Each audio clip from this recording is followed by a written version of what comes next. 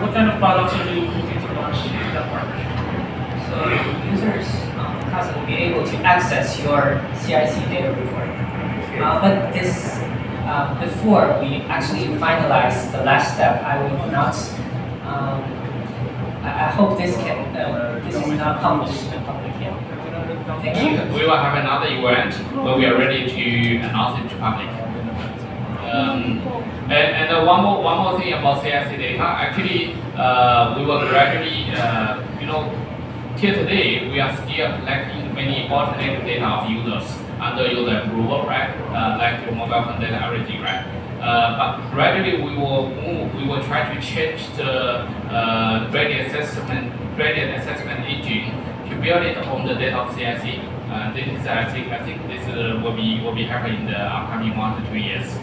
And I believe CIC and other commercial credit bureaus will play a critical role in long run for the country. So we will be waiting for that announcement from you, hopefully soon.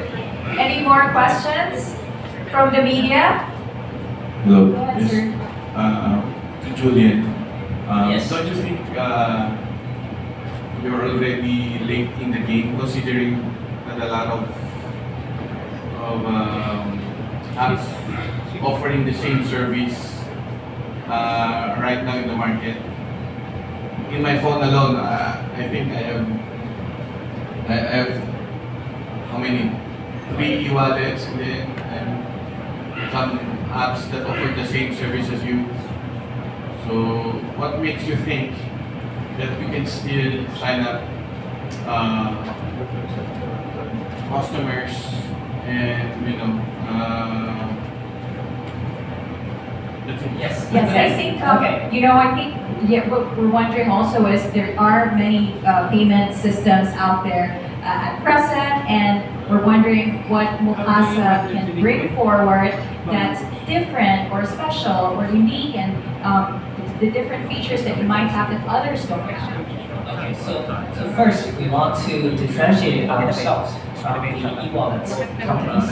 So because the bottleneck and pain point we found Mocasa, one of the reasons we found Mocasa is that we saw the e-wallet has bottlenecks because every e-wallet we need to top up first and then use the amount maker.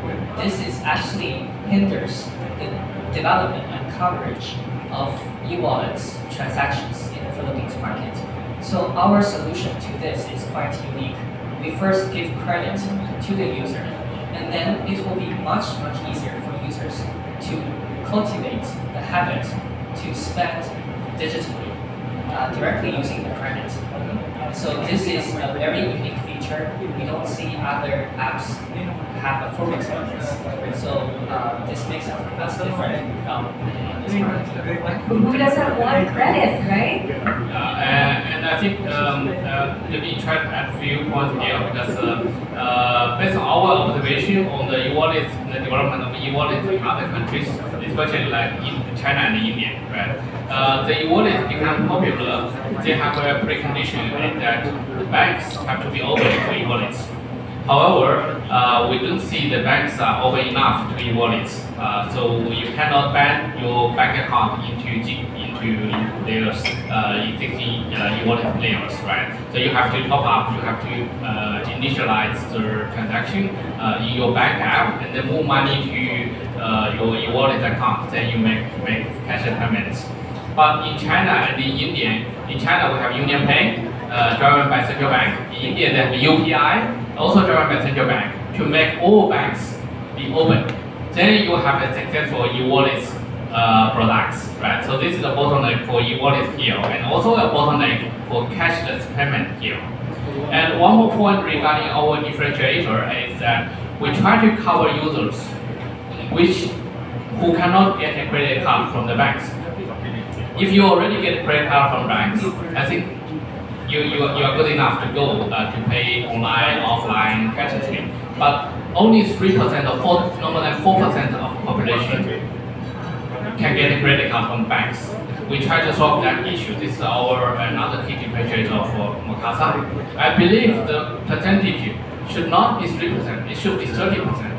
You know, the number in Brazil is 33%, in Mexico is 25%, in Malaysia is 25%, right? As long as our economic growth, we are now leading in terms of growth rate of GDP, right? We are leading this region, right? As long as economic growth, we will have a higher penetration rate of a graded payment service. I think Mocasa will try to differentiate us, from this angle. Okay, wow, 3%, 4% of Filipinos have credit cards. That's very little. It's very small. Very little. Okay. I believe after 10 years, if you look this number after 10 years, it must be above 25% or 30%. And we'll all be in debt. No, just kidding. Okay, did that answer, did he answer your question, sir? Yes, thank you. Yes, any follow-up? Oh, sir, in that, do you have a question? Yes. You're in blue. In blue pala. How do you handle delinquent payers? Delinquent borrowers. Yes, this is inevitable actually. So at first we try to not approve a credit line for those people who cannot manage their credit successfully. But sometimes you cannot make it happen. So you get delinquency rate. Our delinquency rate is already quite low in the industry, but we still get people defaults, right? So we have our in-house collection team to do collections over phone calls, and this is all we will do. And if we will write off and report the user behavior to CIC after 90 days of our due. Okay, basically, the collection activity is quite like customer service in our company. So our collection team actually is working with customer service team to contact the user. The whole journey is like before the due date, we have in-app push. So it's a push notification, and on the due date there is SMS notification, and after a few days after the due date, we have IVR, recorded voice, to contact the user, and after that we have interactive AI call to the user, and after a certain while we start to have human intervention, which is also still polite call from our collection team, and after more than 90 days, we give up. so we send the reports to CIC. That's the last thing we can do. And before that, we also provide options of refinancing tours if our users they want to pay, but they are in a kind of emergency.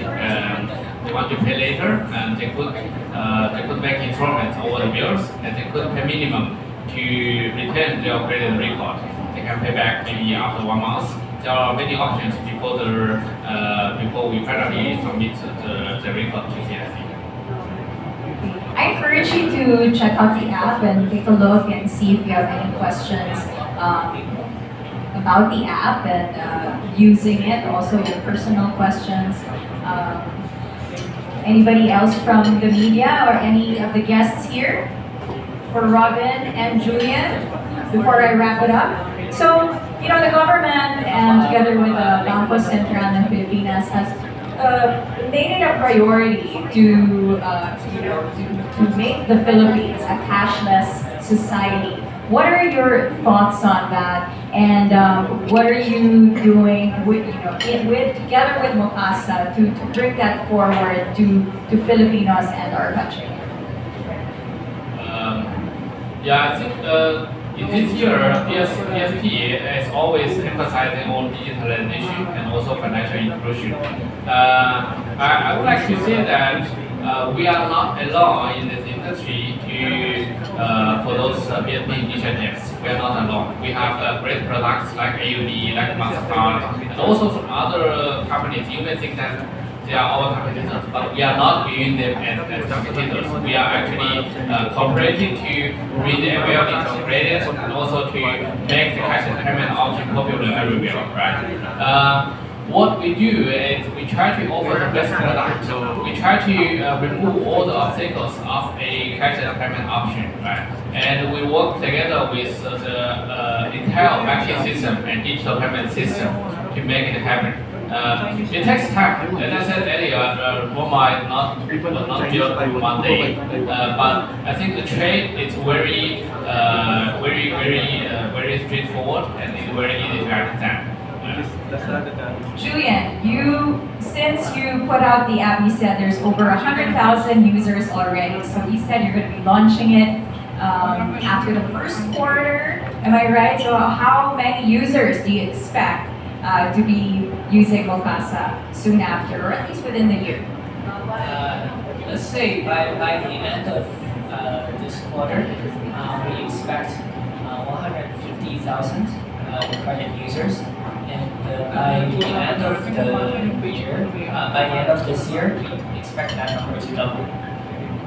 One last question. With Mocasa app, how will it benefit us, the users? What would be your first, I guess, one or two benefits that you would say for the users? I would say one benefit, Go ahead. which is convenient. Yeah, just you don't necessarily need to transfer your funds from the bank account to your wallet for the payment. You just simply take out your Mocasa, use existing credit line there, just scan the code and finish the transaction. And also, if it's online payments, you bind your card once with any e-commerce platform. The second time when you pay, it's just like select this card and pay. So no need to log into your e-wallet or log into any online account or cash on delivery. So that's experience is saving time. So Tom Robs. The second benefit we offer is local credit line. Yeah, as I said that if you repay online, it is totally free for you to manage your cash flow, right? And if you even if you need a refinancing tool, the interest charge is quite below the average of the industry. Great. So low interest rate and convenience, no pop-ups. I like that. And building your credit. That's so important that we're building our credit as we spend. Because Filipinos like to spend, we eat, shop. So as we do that, we are building our credit. Yes, yes. Okay, thank you so much. Thank you. A round of applause. Thank you. Please to Robin and Julian. We would like to